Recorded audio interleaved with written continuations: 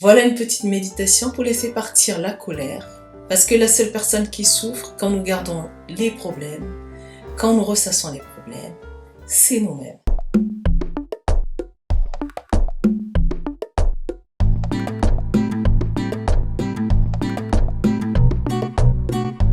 Chers amis différents, bonjour. Je suis Afi, nous sommes sur la chaîne Afi et la différence.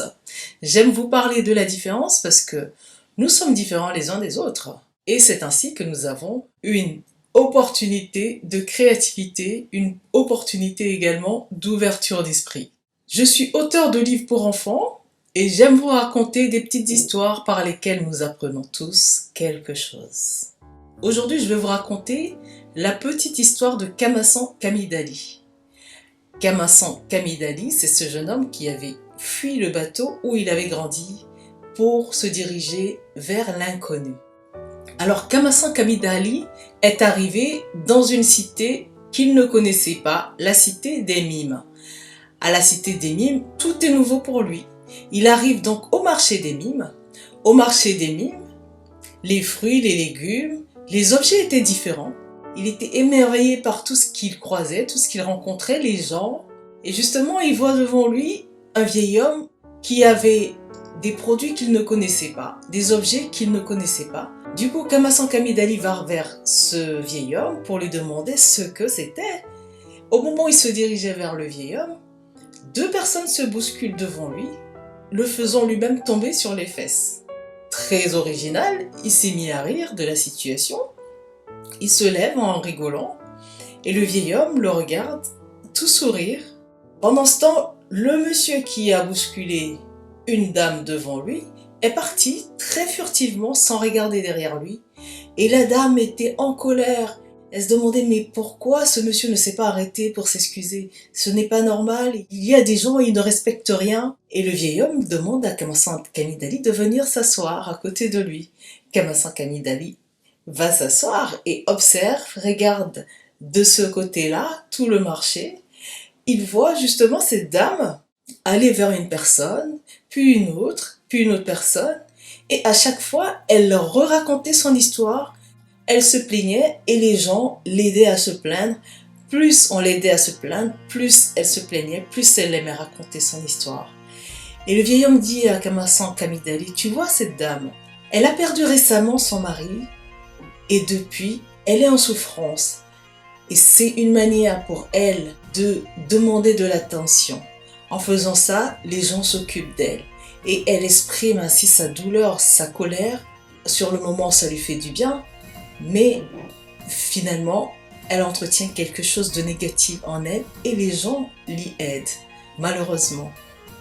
Par contre, ce monsieur qui venait de partir en courant, on vient de lui annoncer que sa maison était en train de brûler. La dame était enfermée dans la douleur, la solitude, la souffrance de son passé. Le jeune homme qui a couru est enfermé dans le futur, l'angoisse, la peur de ce qui va arriver. Mais toi, jeune homme, tu es tombé sur tes fesses, tu es d'ailleurs le seul à être vraiment tombé de cette affaire, mais tu te relèves en souriant. Parce que tu étais avec moi dans le présent en train de sourire et probablement d'ailleurs que cela n'a touché rien en toi qui soit de l'ordre de la blessure. Voyez-vous, nous ne réagissons pas tous de la même manière face à une situation. Et chacun réagit avec la chimie intérieure qui est la sienne. Les autres ne sont pas nos clones, ils sont différents. Nous ne pouvons pas attendre d'eux qu'ils réagissent de la même manière que nous. Et d'ailleurs, le fait d'attendre d'eux qu'ils le fassent va nous conduire à être déçus qu'ils ne réagissent pas de la même manière. Plus on attend, plus on a de chances d'être déçu d'une situation, d'une personne. Chacun marche avec son histoire, avec ses problèmes.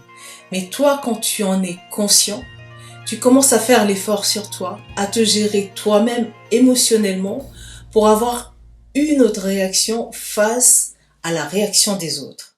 C'est vrai que ce n'est pas évident quand on le dit comme ça, mais c'est en forgeant que l'on devient forgeron.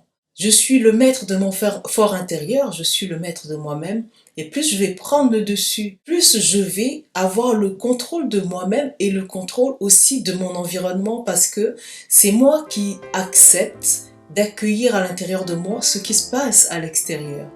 Cette dame va passer sa journée à se plaindre. Ça veut dire qu'elle est partie avec le problème d'une personne qui était en train de courir toute la journée.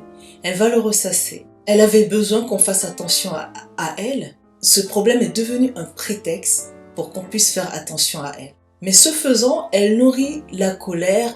Et qui souffre quand elle fait ça? Qui a le ventre qui se noue, les épaules qui raidissent, le cou qui fait mal? Toute cette colère se passe dans le corps de qui?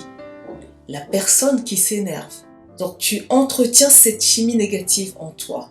C'est pour toi en premier que c'est mauvais. Donc c'est à toi de choisir de garder cela ou pas. Les personnes que nous rencontrons sont différentes de nous par leur caractère à la naissance, par leur culture, l'éducation, leur conditionnement, par leurs blessures d'enfance, toutes les blessures qui se sont accumulées au fil de leur vie et par les événements du moment. Donc nous ne pouvons pas attendre d'eux qu'ils nous apaisent forcément dans une situation qu'ils ont causée. Et comme nous ne voulons pas être esclaves d'eux, comme nous ne voulons pas être soumis à leur conditionnement, être soumis à leurs propres émotions, nous allons prendre le dessus, nous allons prendre la manette de notre intérieur et décider que nous laissons partir cette énergie pour être en paix, pour ne pas avoir de nœuds en nous qui vont se gangréner et créer des choses en nous que nous ne souhaitons pas, n'est-ce pas? Quand nous nous trouvons donc dans des situations où la colère monte, des situations qui nous touchent nous, alors qu'elles n'ont pas touché des gens autour de nous, ça veut dire que ces situations font écho à notre chimie intérieure, à notre propre intérieur, à notre propre histoire, ce qui n'est pas la même chose pour les autres autour de nous. Nous allons donc interroger notre chimie intérieure, notre histoire, qu'est-ce qui en nous, quelle est cette blessure en nous qui fait que la situation nous percute autant. Et plus nous allons les repérer, plus nous allons y travailler, et moins nous serons soumis aux situations qui nous tombent dessus. Donc à chaque fois que nous sommes confrontés à des situations qui nous blessent, qui nous touchent autant, prenons ces situations comme une opportunité de repérer les blessures en nous, les douleurs en nous que nous n'avons pas résolues. Quand nous arrivons à prendre chacune de ces situations qui nous ont blessés, qui nous ont fait souffrir, comme une opportunité pour être meilleurs, une opportunité pour changer, eh bien ces situations deviennent beaucoup plus légères pour nous. On ne sait pas ce qui arrive aux autres, comme les autres ne savent pas d'ailleurs ce qui nous arrive. Nous ne pouvons pas gérer l'intérieur des autres, par contre nous pouvons être maîtres de notre fort intérieur. Puisque nous ne dépendons plus des autres, nous ne dépendons pas forcément des événements extérieurs, nous apprenons à mieux les gérer, à mieux les accueillir. Laissons partir ces moments que nous gardons qui ne nous font que du mal. En prenant conscience, en travaillant petit à petit, on s'élève au fur et à mesure et on devient de plus en plus maître de soi-même. Pour vous aider, je vais partager avec vous une petite méditation qui m'aide beaucoup. Faites-le quand vous voudriez, le soir avant de vous coucher. Comme ça, vous laissez partir les problèmes avant de dormir. Vous pouvez le faire au réveil si vous souhaitez. Vous pouvez même le faire en situation d'urgence où vous sentez que la colère monte trop.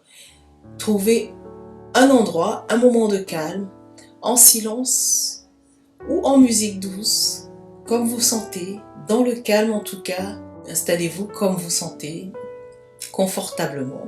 Prenez une grande respiration au niveau du ventre, pleinement. Remplissez bien votre ventre d'air et soufflez doucement. Faites cela au moins 3 fois jusqu'à ce que vous vous sentiez bien détendu. Gardez les yeux fermés. Imaginez-vous dans un endroit agréable, un endroit que vous aimez beaucoup, où vous vous sentez bien. Cet endroit est vaste, c'est un champ, ça peut être un jardin, ça peut être une plage, une montagne, sur un nuage. Imaginez ce que vous voulez, l'endroit qui vous paraît le plus agréable au monde. Baladez-vous dans ce décor que vous avez choisi. Pendant que vous marchez, vous voyez descendre une montgolfière. La montgolfière descend et se pose devant vous. Allez vers la montgolfière, Dedans, il y a une feuille et un stylo. Prenez-les. Asseyez-vous. Écrivez votre problème. Ce qui vous tracasse tant. Écrivez pourquoi ça vous tracasse. Rédigez une petite lettre. Mettez tout ce que vous avez envie de dire sur cette situation qui vient de vous arriver. Quand vous pensez avoir fini d'écrire, retournez à la montgolfière. Mettez dans la montgolfière le stylo et la feuille. Retirez-vous et observez la montgolfière repartir. Vos mots M-O-T-S et M-A-U-X sont en train de partir avec la montgolfière et ça disparaît dans les nuages. Observez l'effet que ça fait dans votre corps. Appréciez ce moment. La montgolfière disparaît. Vous ne la voyez plus. Regardez autour de vous comment c'est beau. C'est votre monde intérieur. Regardez comment il est beau. Appréciez ce moment. Appréciez autant que vous voulez. Et ouvrez les yeux quand vous voudrez. Ou endormez-vous aussi, si cela vous chante. Voilà une petite méditation pour laisser partir la colère. Parce que la seule personne qui souffre quand nous gardons les problèmes, quand nous ressassons les problèmes, c'est nous-mêmes. Alors, faisons-nous du bien, laissons-les partir, n'est-ce pas? Mes richesses, prenez soin de vous, faites attention à votre fort intérieur, laissez partir vos problèmes. Likez cette vidéo, partagez-la et abonnez-vous. Je ferai d'autres vidéos avec Kamasan Kamidali et ses petites aventures. Laissez des commentaires. Vous, comment vous faites quand on vous blesse? Surtout si vous avez une méthode pour laisser partir vos souffrances, partagez-les. Ça fera du bien à nous tous. Merci d'avoir suivi cette vidéo. À très bientôt.